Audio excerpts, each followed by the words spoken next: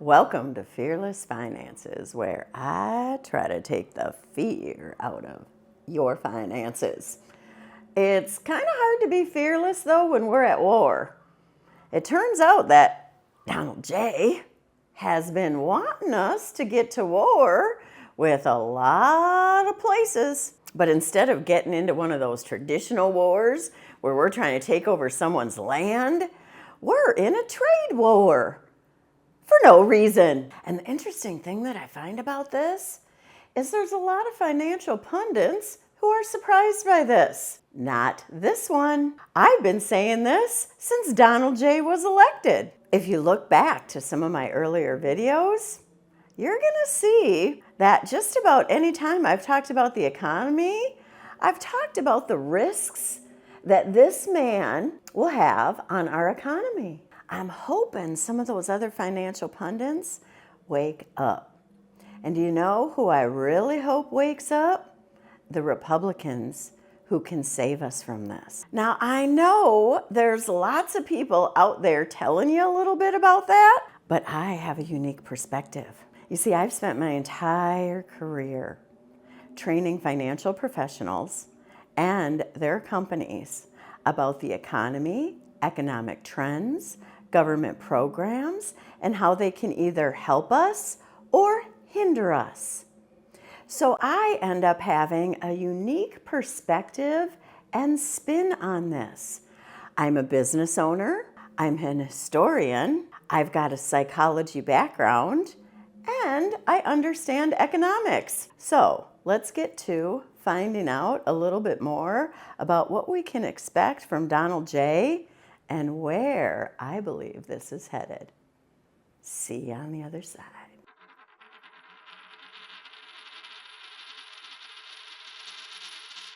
Do you know what we've been shipping out here in the United States? Ideas and innovations. You see, we went from producing cars to figuring out how best to build cars. We went from creating medical devices to actually inventing the best medical care. Donald J. didn't have that in his handy-dandy little chart. He didn't have innovations and ideas in there. You don't get to have the most billionaires in the world, the largest economy in the entire world, and not be doing something right. But Donald J. doesn't take in new information. He has a difficulty actually finding out that other people might have a good idea. I want to take just a minute and explain to you why I have a little bit of a unique perspective on this. I started my career with an insurance company, so I have spent basically my entire professional career somewhere in the financial services industry. But at that stage of the game, I had not yet finished my degree. So I went back to school. Now, my original thought was, I really didn't want to stay in this whole financial services arena. I wanted to become a psychologist. And so I went back to school, finishing up my psychology degree. My employer would basically pay for any college class I wanted to take, provided I got at least a B in that class and it didn't have to relate to my job. And that went on for a couple of years. Working, getting promoted, continuing my college education. And then they changed the rules. My employer basically said, we'd love to keep educating you. We do. But we want to make sure the degree and the classes you are seeking will benefit you in this career. Now, maybe, if I had been in HR, I could have squiggled this whole psychology degree in there, but I was in sales and marketing. This was gonna be a push. And I thought, you know what? Let me try a few of these business classes and see where that gets me. And my very first business class was an econ class, and I fell in love. Now, I know economics is not for everyone, but I thought to myself, OMG, economics is the psychology of money. You're essentially trying to get into the consumer, the business owner, their brain, and figure out how they're going to react to certain things. This is why, unlike some of the other financial pundits, I've always had a unique spin on Donald J. because you can see his psychosis. He is not a smart man. I know he's somehow fooled people, but he is not a smart man. And on top of that, I know people just flippantly throw it out there that he's a narcissist, and clearly that word is overused, but even his niece, Mary Trump, who is a psychologist, has diagnosed him. I'm going to put some of those resources for you down in the doobly-doo. You see, even if people had told, and they probably did tell, Donald J. that Trumps weren't so great, it's stuck in his head. He does not have the ability, especially at this stage of the game, to get bad information out and let new information in. And I honestly question if he ever had that ability. So the only way we are going to be able to turn this around is to get Donald J. out of the way. I've got some other videos where I talk about some of that. We're not going to get into that in this particular video. I do want to talk to you, though, about this whole merger with money and psychology in the whole umbrella of economics. Because the people who actually spend their career just in the economic side sometimes lose sight of who they're really trying to track.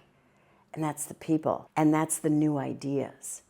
You see, if we're really in the world of psychology and we're trying to figure things out, we should always try being progressive, trying to find new theories, new ideas, and the same would hold true with people who are in the field of studying economics. That isn't necessarily always what's happening.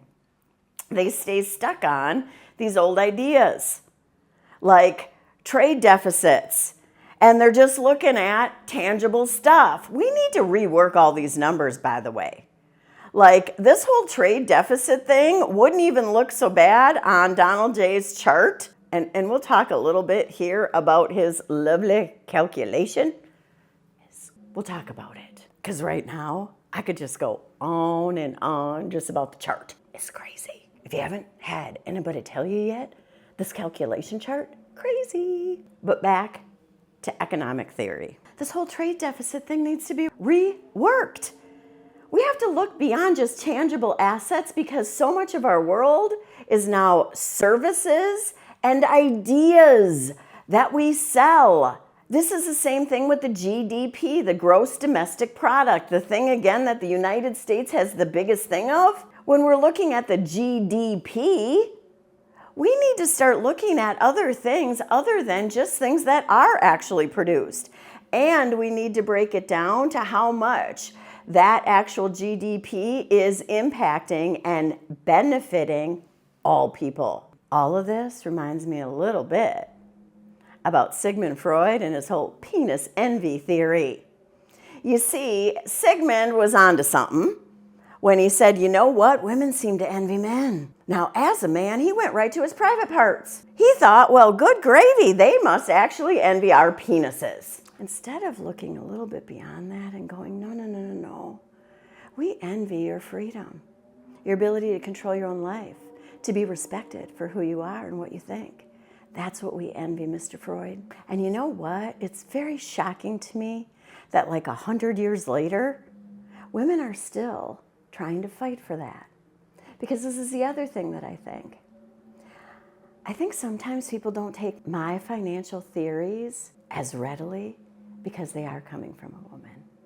But I'm telling you straight up that if you are going to find out how the typical consumer thinks, you might want to let a little bit more women into the process. Because for some reason, we have a little bit better intuition for that. I don't know if it's born in or if we just get better at it because we're constantly trying to navigate little landmines that are out there and still get things done. But for whatever reason, women seem to be a little bit more intuitive, which is a very helpful skill when it comes to economics. Any rational person would expect. And yes, Donald J., I am implying that you might not be fully rational. Any rational person would expect that we would be importing more than we are exporting. I know it doesn't really make sense, not for those of us who operate in the real world and have actually been in a grocery store, since he thinks it's really novel to just say grocery. That's a thing called groceries. There is. I might have to put a parody of that in here, like just go groceries. You know, little Trump groceries. Groceries. It sort of says a bag with different things in it. Groceries went through the roof. And I campaigned on that. I talked about the word groceries for a lot. But likewise, an old-fashioned term that we use, groceries. I used it on the campaign. It's such an old-fashioned term, but a beautiful term, groceries. It sort of says a bag with different things in it. Groceries went through the roof. And I campaigned on that. It's ridiculous. Which, by the way, Donald J., I think it's important to note, you can keep saying reciprocal tariffs. You can put that on there with the little presidential seal or whatever you got there, but that does not mean that those other countries had tariffs on us just because there was a trade deficit. That is how Donald J. decided to put tariffs on 180 other countries of the world, including some of them that are not inhabited by people, but simply by penguins. Now, let's talk for 3 seconds, well, maybe longer, about what the future looks like if these tariffs remain in place. It's really hard to say immediately or even about 6 months out, even though Caroline Leavitt, somebody called her the BS Barbie. I have to say, I kind of liked it. I'm not normally like that, but she does not say the truth, like, at all. She's like a Donald J. puppet. Well, I kind of guess they all are. But back to what we can expect if these tariffs stay in place. It's not good. Prices are going to go up. Businesses aren't going to expand. People are going to lose jobs. I don't think the decline of the stock market is over yet, and neither does a lot of economists. Right now, essentially, soybeans that farmers are growing are worthless. Other economies of the world are going to be getting their soybeans somewhere else. And after USAID and some the FDA and all these other areas that used to have government money buying up some of this produce from our farmers and shipping it elsewhere, now that there's no market for that because Elon Musk took out his chainsaw, our farmers are seriously hurting, and I don't know if you're aware of it or not, but the only thing that propped them up during the last Trump administration was welfare. Like, essentially, we paid farmers for stuff they couldn't sell anymore.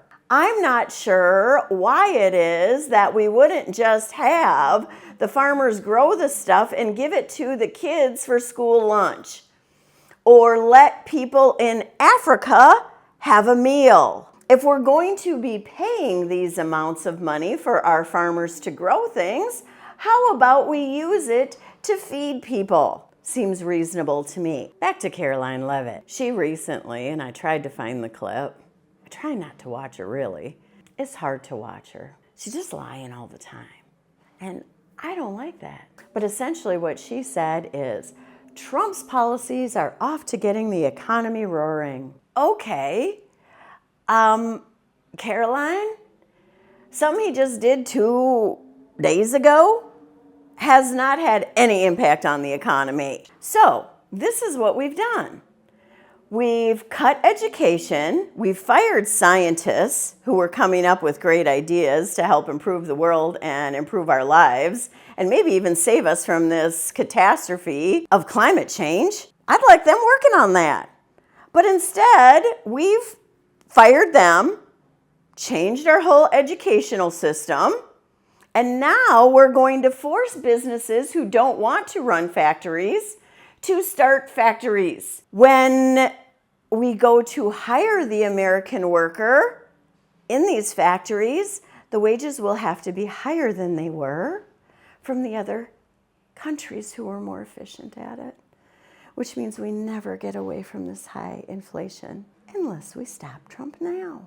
Because after all, that seems just crazy. I'm going to say it again. Earlier, my predictions were right. Nothing I have predicted so far has not been correct. When people were saying the tariffs won't be bad, I was saying they will. He does not care, and he does not understand how this works. All you have to do is consider the chart. Do me a favor, let me know what you think about this video. Please also like it so that other people can see it, and please subscribe to this channel. There is a lot of good information here about what's going on in our current economy. My aim is to make sure that you know as much about economics, government policy, how this all works so that we can build something better in America. Joe Biden said build back better, but we are gonna take what we had and just simply make it better. They already wrecked a bunch of it. We'll make it better.